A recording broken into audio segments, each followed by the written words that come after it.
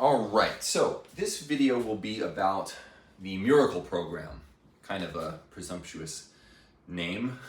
I have to think of something better than that. But the reason I'm calling that is because I put out an earlier video that talked about the miracle of some sort of exercise program that I put together. And that miracle was that it really helped a man on the other side of the world who came to me with Parkinson's and muscle wasting disease and epilepsy, all sorts of things that were going wrong with his body. And the things I'm going to show you here is a sort of abbreviated version of the program that he ended up doing that resulted in him regaining all sorts of function in his body.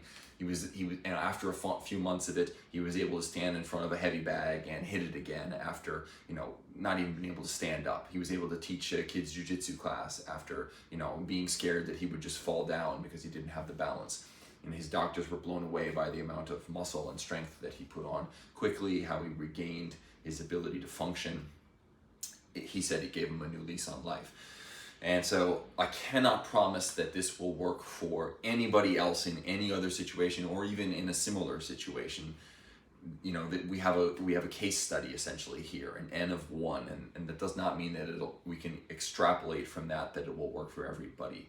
And having said that, it's worth a try if you're in that situation. These things are relatively safe compared to other kinds of exercise and effective in our case study at least.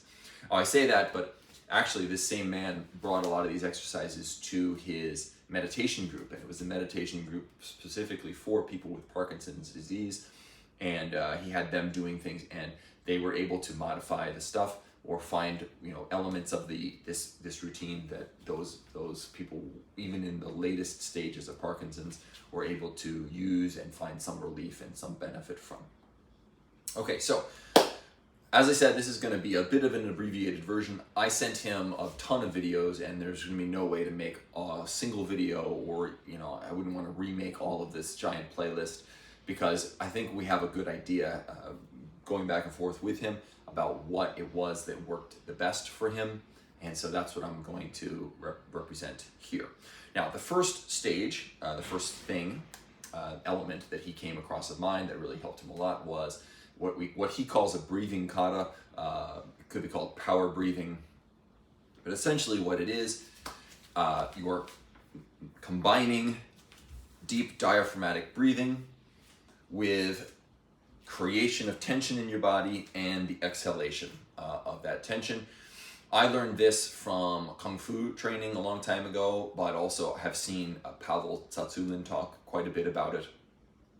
And so the original breathing kata that I had him doing looked something like this. You're standing sort of knees relaxed, feet shoulder width-ish apart, breathing deep into your diaphragm.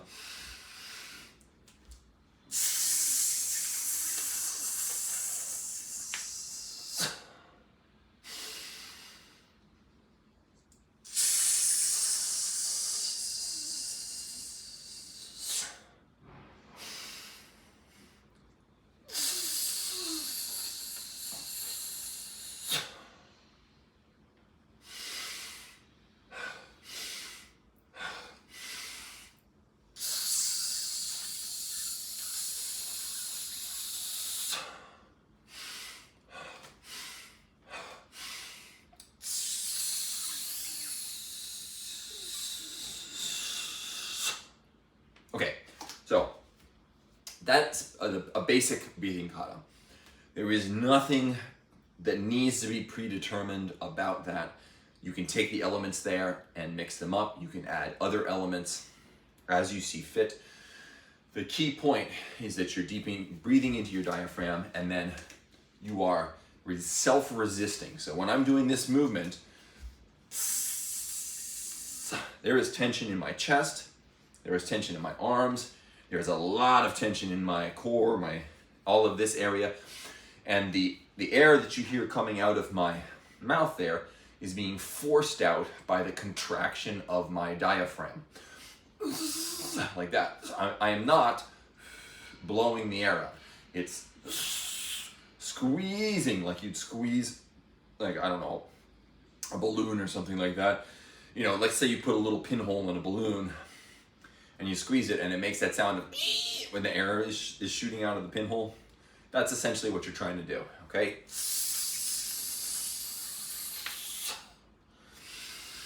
All right, so that was a breathing kata. And this was the first thing he came across. He used it quite a bit for years, in fact, and got a lot of benefit from it, and then came back and said, hey, I want some more stuff to add to this. I want some more structure, okay? The second piece was overcoming isometrics.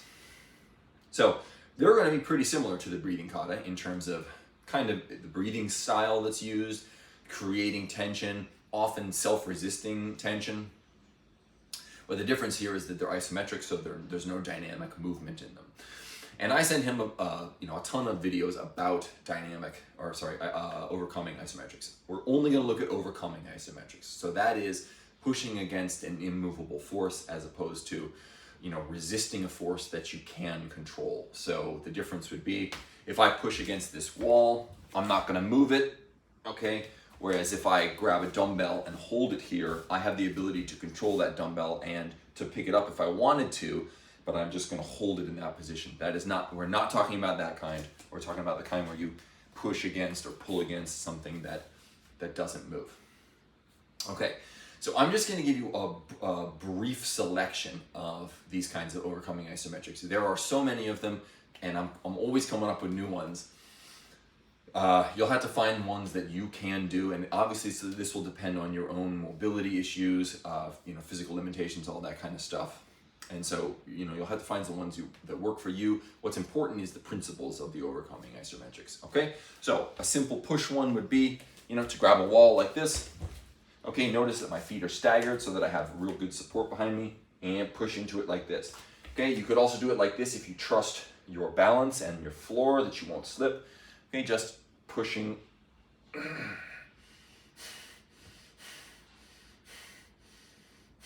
Okay, just like that. Now, you could do a similar pushing one or a chest one, just squeezing here, like this. Okay, another great one. Or you could grab some sort of band or strap or towel, something like this, put it behind your back. Okay, hold it in front of you here, and then push against that. That would also work fine, okay? So some sort of push should probably be in the program. Likewise, some sort of pull should be in your program. Now, there are a bunch of ways you could do that. Get a towel, something like this, put it under your feet, create a little bit of a neutral back there, pull it up like this. Okay, you could also do it with a sort of upright row style, okay, this sort of motion where you're pulling up like this. Okay, that would be another good one for a pull or a motion like that. And then you'd want to do something for your legs. This can be a little bit trickier for people with physical limitations. I'm not going to have you do a wall squat or something like that because you might not be able to get up. You might end up hurting yourself. So for this, I would recommend doing a staggered stance, something like this. One foot in front, the other behind. Bend over as far as you feel safe to do it, okay, and still have balance. You can hold on to something. Do this with one hand, for example. Okay, one hand on the strap and the other hand on the wall, so that you're nice and safe and balanced. And then just push with your leg there against this strap. Okay, and I'm basically pushing, for all of these isometrics, I'm pushing as hard as I dare to push. As hard as I dare to push. Okay, not risking injury, not anything like that. All right, so some sort of pull, some sort of push, and some sort of leg work. Obviously, that's going to be the base of pretty much any program. Now, a real simple combination that you could do that gets pretty much everything is a wall press like this, where your knees are also bent, if this is possible for you, okay, so that you're pushing with both your legs and your arms at the same time against the wall.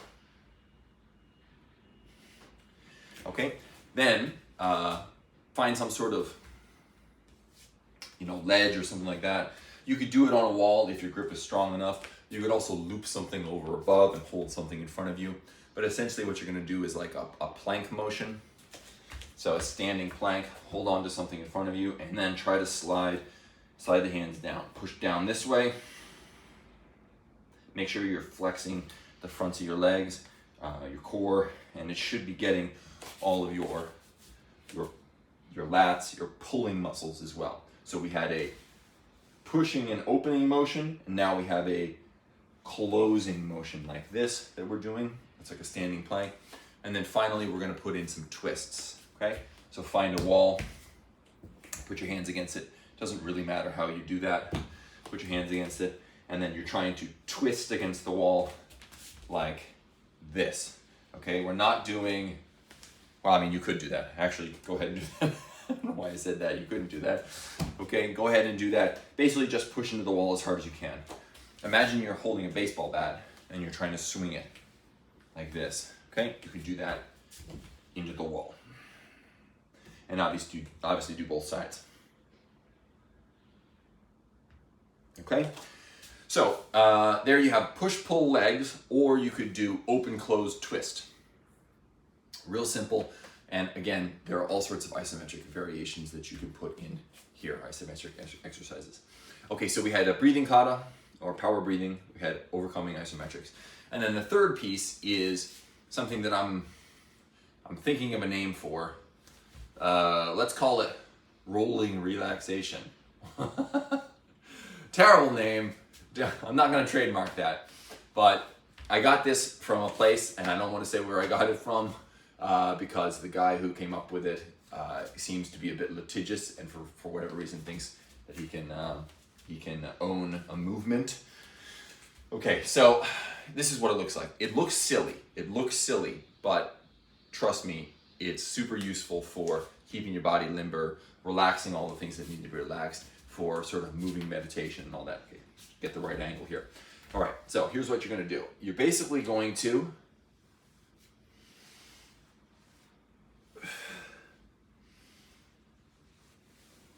okay, now see how my hips are going forward, it's rolling up to my chest, and then my shoulders, and out my shoulders, out the top, the fronts of my hands. Okay, so we're going knees, hips, chest, shoulders, elbows, hands. And that is going to be timed with my breath. So I'm speaking right now, can't do it, but as I expand here, I'm pulling breath in. And as I collapse here, it's going out.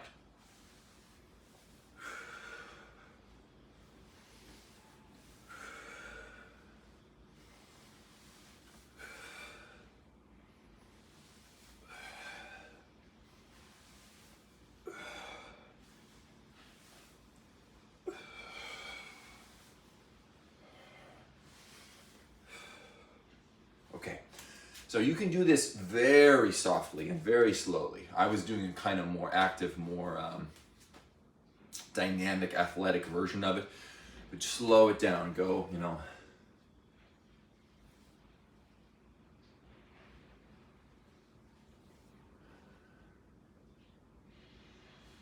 Okay, real light, that's fine too. The key here is to match your breathing with the movement, to really be aware of where each part of your body is, to feel the sort of energy, whatever you want to call it, right? Coming up from your feet, up through your knees, out, just in that pattern, and out of your hands, and then returning back into you. And so it's tracking up your body. And these sort of light, fluid motion, that is going to be very tough for people who have Parkinson's disease because of, just the neurological limitations of it. But that is what you're trying to practice, is fluid motion with this breath, body awareness. And so this is something that my friend used to warm up and to cool down, both before and after the workouts that he was doing. And he did these workouts, I think, pretty much every day.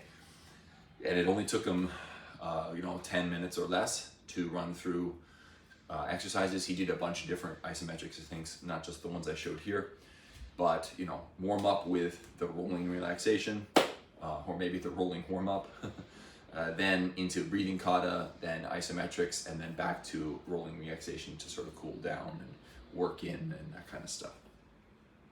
So that would be a sample workout that you might be able to do. Now, I'll close by saying if it ends up actually working for anyone else, the reason why I think that it would work is basically that all of these exercises are muscular proficiency exercises. They are improving your ability to identify, target, and recruit muscles. Like isometrics, right? If I'm doing a chest squeeze and I can't feel my chest, I can't do the chest squeeze effectively. So I really have to be able to connect with that chest and develop the proficiency to use that chest. And obviously with Parkinson's, that's one of the things that goes, is the ability to use the muscles when you want in the way that you want. Okay?